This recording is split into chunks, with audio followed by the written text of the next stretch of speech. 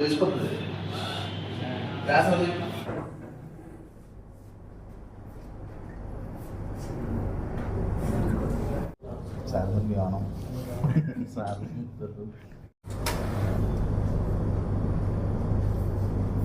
పేరు భద్ర అండి, Yashoda hospital marketing మేనేజర్ని. ఈరోజు ప్రెస్ మీట్ పెట్టే కారణం ఏంటంటే ముఖ్యంగా స్పైన్ సంబంధిత వ్యాధులు ఇదివరకు ఓన్లీ అడల్ట్ పేషెంట్స్ మాత్రమే వచ్చేవండి. ఇప్పుడు ఏజ్ రిలేటెడ్ కాకుండా అంతా యంగ్ జనరేషన్ కూడా వస్తున్నాయి. సో దానికి సంబంధిత వ్యాధులు మినిమం ఇన్వేసివ్ సర్జరీస్ ఎలా చేయాలి, సో దానికి సంబంధించిన డాక్టర్ సత్యనారాయణ గారు వచ్చారు, సికింద్రాబాద్ యూనిట్ యశోద హాస్పిటల్స్. మిగతా విషయాలు సార్ ద్వారా తెలుసుకుందాం. నమస్తే సార్.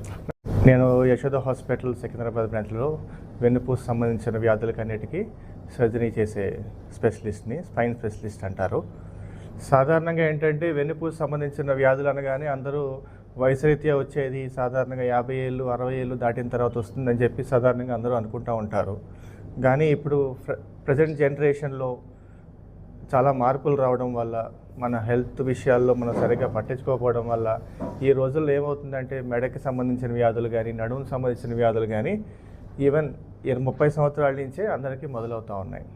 దాన్ని తీసుకోవాల్సిన జాగ్రత్తలు సరిగ్గా తీసుకోకపోవడం వల్లే మనకి ఇవన్నీ 30 సంవత్సరాల్లోనే మనకి స్టార్ట్ అవుతున్నాయి. సో ఇటువంటి వాళ్ళకి ఏంటంటే సాధారణంగా కొంచెం ఫిజియోథెరపీ అండ్ మందులు, అలాగే లైఫ్ స్టైల్ చేంజింగ్ యాక్టివిటీస్ ద్వారా మనకి మళ్ళీ నార్మల్ వచ్చే ఛాన్సెస్ అనేవి ఎక్కువగా ఉంటాయి.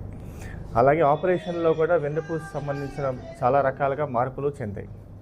లాస్ట్ 5-10 సంవత్సరాలుగా చూసుకుంటే మీకు ఒకప్పుడు నార్మల్గా సర్జరీ అంటే కడుపులో ఆపరేషన్ చేసేవన్నీ సాధారణంగా ఓపెన్ చేసి చేసేటోళ్ళు. ఇప్పుడు ఏంటంటే వాటిలన్నింటినీ లాప్రోస్కోపిక్గా చేస్తున్నారు.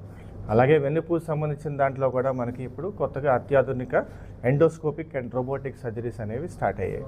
సో ఇవన్నీ మనకి యశోద హాస్పిటల్ సికింద్రాబాద్లో అన్నీ అందుబాటులోకి వచ్చాయి. సో దీనివల్ల ఏంటంటే మనకి కోత చాలా చిన్నగా ఉంటుంది.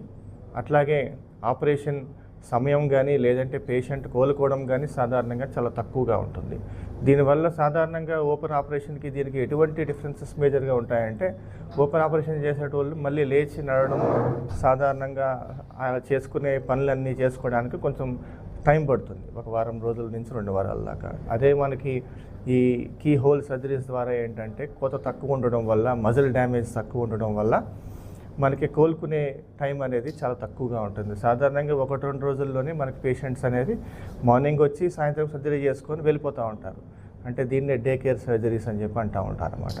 ఇటువంటివన్నీ ఇప్పుడు మనకి స్పైన్లో అందుబాటులోకి వచ్చాయి. సో ఇవన్నీ స్పెషాలిటీస్ అనేవి సాధారణంగా మనకి ఇంకా సిటీస్లోకే వచ్చాయి.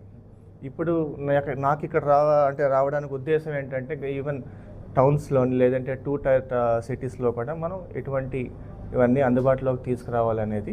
అందుకే ఆ ఉద్దేశంతో ఏలూరులో ఎవ్రీ మంత్ ఒక బుధవారం రోజు ఇక్కడికి నేను వచ్చి పేషెంట్స్ని చూసి అవసరమైన వాళ్ళకి మోస్ట్లీ మందులతోని, ఫిజియోథెరపీతోని, అవసరమైన వాళ్ళకి మాత్రమే, అంటే 100కి 95 మందికి మనకి ఆపరేషన్ లేకుండా కేవలం మందులు, ఫిజియోథెరపీతో నయం చేయొచ్చు.